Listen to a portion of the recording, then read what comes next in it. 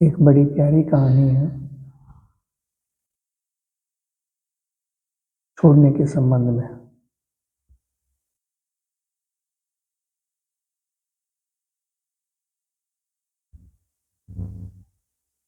एक महात्मा ट्रेन के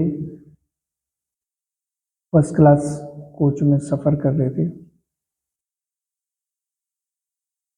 और उसी कंपार्टमेंट में एक दूसरा व्यक्ति बैठा था। वो उन्हें बोला कि महात्मन, आप में और मुझ में क्या अंतर है? आप एसी में सफ़र कर रहे हैं, मैं भी एसी फर्स्ट क्लास में सफ़र कर रहा हूँ, आप भी एसी फर्स्ट क्लास में सफ़र कर रहे हैं। तो आपकी और आप में और मुझ में केवल वस्त्रों का अंतर है। वस्त्र आपके और मेरे भिन्न है, बाकी तो कोई अंतर नहीं। वो महात्मा मुस्कुराए और शांत बैठ गए। एक स्टेशन आया, ट्रेन रुकी, तो वो बोले चलो चाय पीने चलते हैं। चाय पीने गए और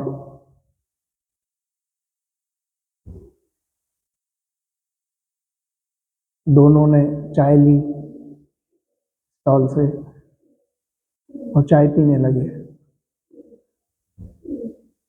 जैसे ही चाय कंप्लीट हुई, ट्रेन चलने लगी, तो उस व्यक्ति ने बोला चलो चलते हैं, ट्रेन स्टार्ट होने वाली है,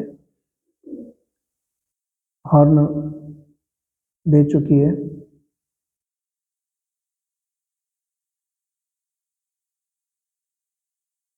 तो वो मुस्कुराए और बोले थोड़ा रुकते हैं।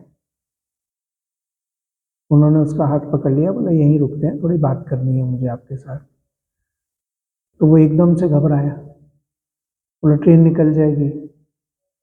बोला कोई नहीं, बोला मेरा सामान है उसमें। तो उसने कहा कि सामान तो मेरा भी है, लेकिन उस विषय पर बात करते हैं कि मुझ में और तुम में क्या अंतर है, उस विषय पर थोड़ी मुझे बात करनी है। बोला ट्रेन में बैठ के कर सकते हैं। बोला नहीं, यहीं करेंगे। और जैसे ही उसे समझ में आया उस व्यक्ति को कि सामान तो मेरा भी जा रहा है, क्योंकि वो महात्मा बोले कि सामान तो तुम्हारा भी जा रहा है, लेकिन सामान तो मेरा भी है। तो बोला मैं अब समझ चुका हूँ कि मुझे अपने सामान को छोड़ने में बड़ी दिक्कत आ रही है, लेकिन आप हो कि धारण चाहे कुछ भी किए हो, वैभव चाहे कैसा भी है, लेकिन आप आवश्यकता पड़ने पर उसे छोड़ सकते हो। तो बस यही है जो मुझे और आपको अलग कर रहा है। तो महात्मा बोले मैं यही तो तुम्हें समझाना चाह रहा था कि चीज़ें वही मेरे पास हैं, वही तुम्हारे पास हैं, लेकिन तुम में और मुझ में केवल ये अंतर है कि अगर कोई वक्त आए तो मैं छोड़ सकता हूँ, लेकिन कोई ऐसा वक्त आए तो तुम्हें इसे छोड़ने में बड़ी दिक्कत होगी। तो मूल चीज़ है कि आज तक जिसने भी पाया उसने छोड़कर ही पाया। अगर हमारे हाथ में कंकड़ पत्थर हैं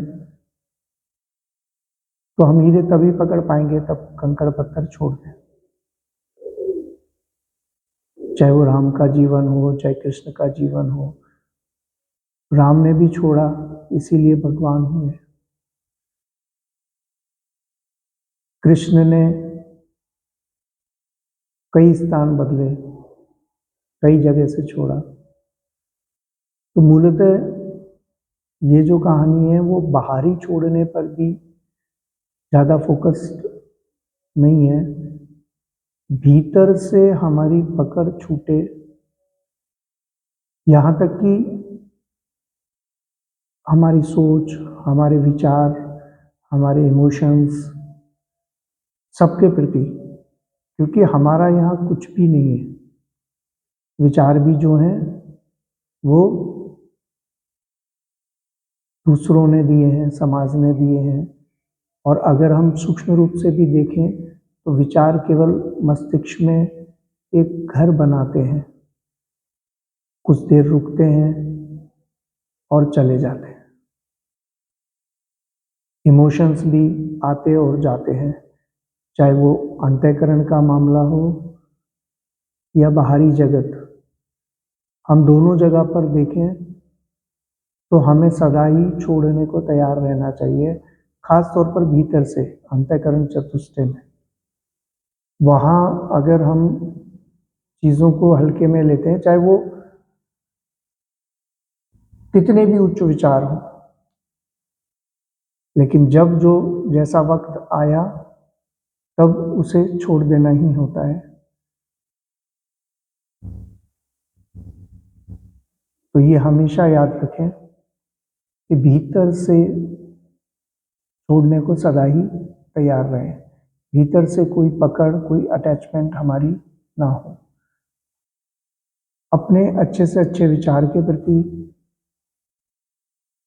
क्योंकि अच्छी चीज़ों को छोड़ना बड़ा मुश्किल है। आप चाहें तो दुख और बुरी चीज़ को तो कोई भी छोड़ने को तैयार ही रहता है, उसे छोड़ना अच्छा भी लगता है, उसे चारों तरफ से एक, जिसको हम कह सकते हैं, बहुत सुंदर प्रशंसाएं मिलती हैं। लेकिन किसी बहुत ऊंचे लक्ष्य के लिए